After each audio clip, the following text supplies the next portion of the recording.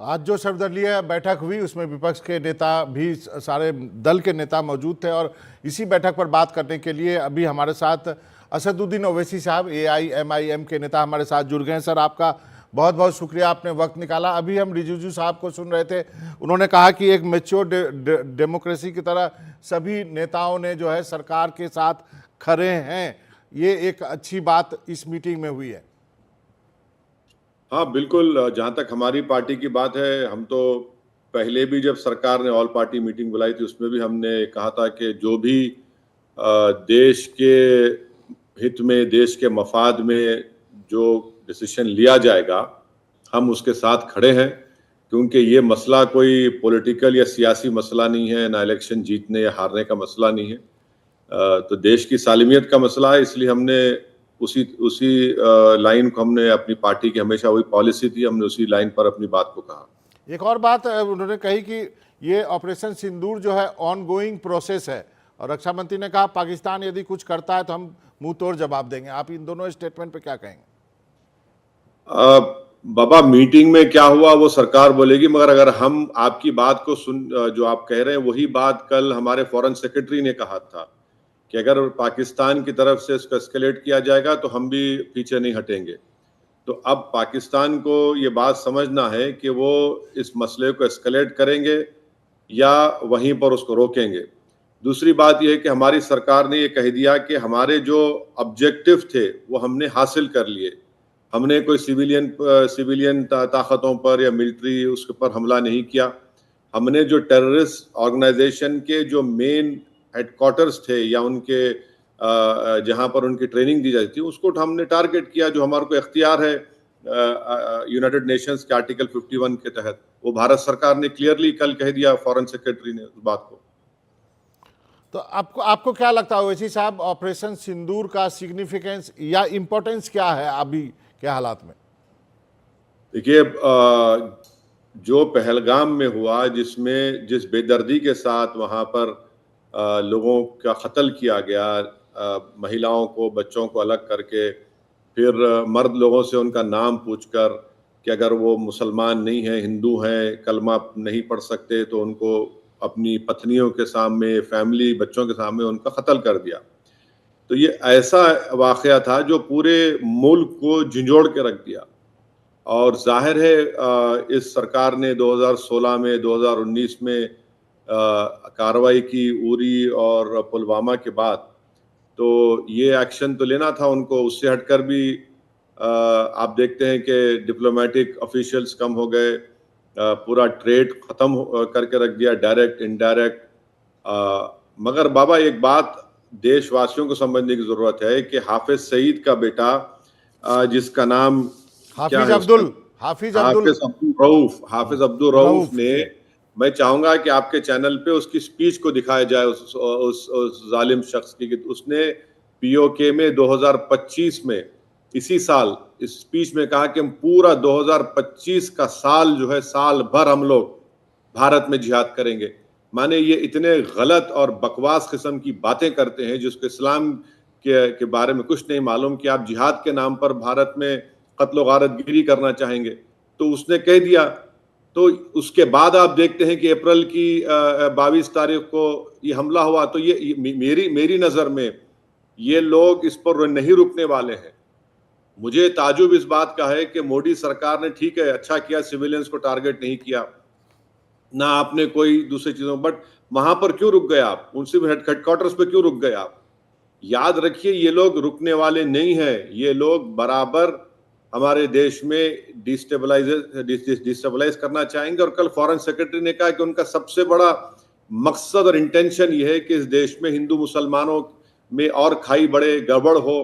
तो ऐसी ताकतों को रोकने के लिए तो सरकार को सोचना चाहिए। तो जाहिर है ऑपरेशन सिंदूर अभी ऑनगोइंग है वो। तो इसका मतलब आपका कहना है कि अभी 9 ही कैंप नहीं होंगे, अभी और भी कैंप होंगे, सरकार को रुकना नहीं चाहिए। आपका कहना यही है कि आप रुके क्यों? हाँ बिल्कुल, मैंने तो ये मीटिंग में कहा कि आप क्यों रुके इस पर ही, सिर्फ 9 पर ही क्यों रुके आप? देखिए, अगर किसी एक कंट्री के स्पॉन्सर्ड टेररिस्ट ऑर्गेनाइजेशन का, उनका बुनियादी मकसद ये है कि भारत को डिस्टेबलाइज कर दिया जाए, भारत में खून की होली खेली जाए। और ये ऐसा नहीं है कि आप और हमने पहली मर्तबा देखा है। बाबा, आप तो एक सीनियर सहाफ़ी हैं, आपने दिल्ली के बम ब्लास्ट को देखा, आपने आपने हमने 26/11 को देखा, पार्लियामेंट अटैक देखा। पार्लियामेंट अटैक देखा, पठानकोट देखा, हमने उरी देखा। ये सरकार आने के बाद तो उरी, पुलवामा, पिछले साल रेसी देखा जहां पर 7 जर्नलिस्ट को मारा गया। बल्कि बाबा, मैं याद दिलाना चाह रहा हूं आपको, 1995 में अल फुरकान नाम की एक ऑर्गेनाइजेशन थी जिसने 6 वेस्टर्न टूरिस्ट को किडनैप किया, अगवा कर लिया था। और सिर्फ एक की बिना सर की लाश मिली, 5 अब तक नहीं मिले। तो ये इस चीज को हमको गहराई से सोचने की जरूरत है। ओवैसी साहब, ये जो आपने ऑर्गेनाइजेशन का नाम लिया 95 को, वैसे ही ये टीआरएफ है, तो इसका भी तो कुछ इंतजाम करना पड़ेगा।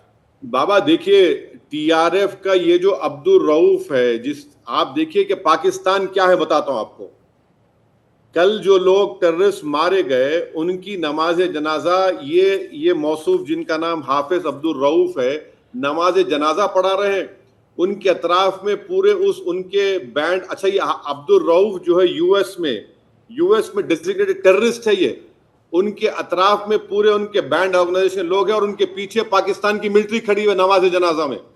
ये पाकिस्तान है, इनको समझने की जरूरत है। तो टीआरएफ को मैंने मीटिंग में कहा कि हमको यूनाइटेड स्टेट्स से कहना चाहिए, क्योंकि हम तो उनसे ट्रेड डील कर रहे हैं और ट्रम्प ने कह दिया कि एग्रीकल्चर में टैरिफ नहीं होगा। तो हमको यूएस कम से कम उसको अपने देश में डेजिग्नेटेड टेररिस्ट घोषित करे, सिक्योरिटी काउंसिल में हम इनको इस टीआरएफ को डेजिग्नेट करें। यूके से हम ट्रेड डील कर रहे हैं, या पूरा आप लोगों के लिए स्कॉच विस्की आ रही है, हम तो नहीं पीते सब चीजों को, मगर वहां पर बोले उनको कि यूके की ट्रेजरी उसको डेजिग्नेट करे टीआरएफ को। तो जरूरी है ना, सैंक्शन लगाना है। चाइना से हम इतना एक्सपोर्ट कर रहे हैं, इंपोर्ट ज्यादा, चाइना पे इंप्रेस करें। तो पूरे इंटरनेशनल लेवल पर टीआरएफ को एक डेजिग्नेटेड टेररिस्ट ऑर्गेनाइजेशन टर्की को भूल गए आप, लाना है FATF की। टर्की को भूल गए आप।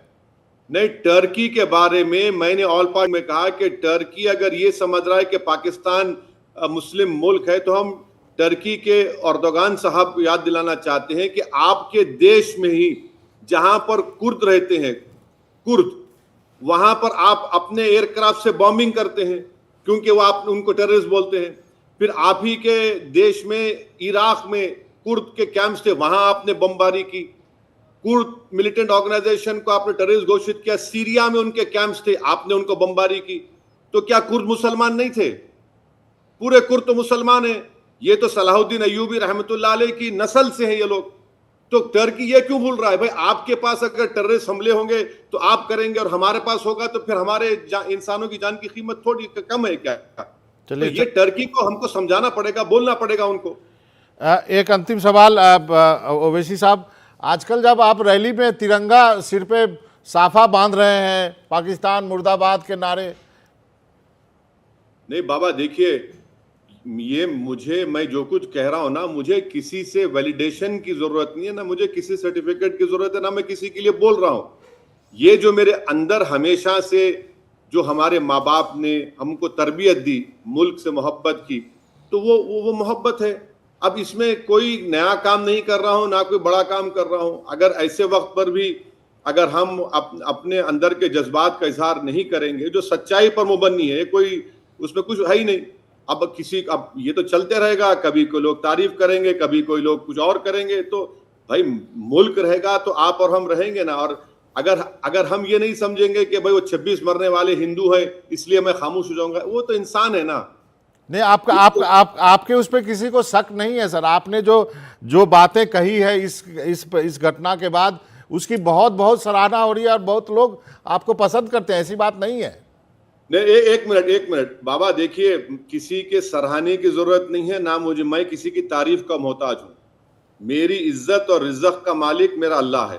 तो ये भाई, अगर हमारे देश में कुछ हो रहा है तो बहैसियत एक मेंबर ऑफ पार्लियामेंट के, बहैसियत एक इंसान के, बहैसियत एक बाप के, जिसके घर में बेटियां भी हैं, दामाद भी हैं, आप कैसे खामोश बैठेंगे? तो जो सच्चाई है उसको बोलना पड़ेगा ना। जी, चलिए, बहुत शुक्रिया सर ओवैसी साहब, आपने वक्त निकाला। बात करने के लिए, और उम्मीद करते हैं कि जो है ये मसला जो है ये जल्दी ही किसी परिणाम तक पहुंचेगा। वक्त है एक छोटे से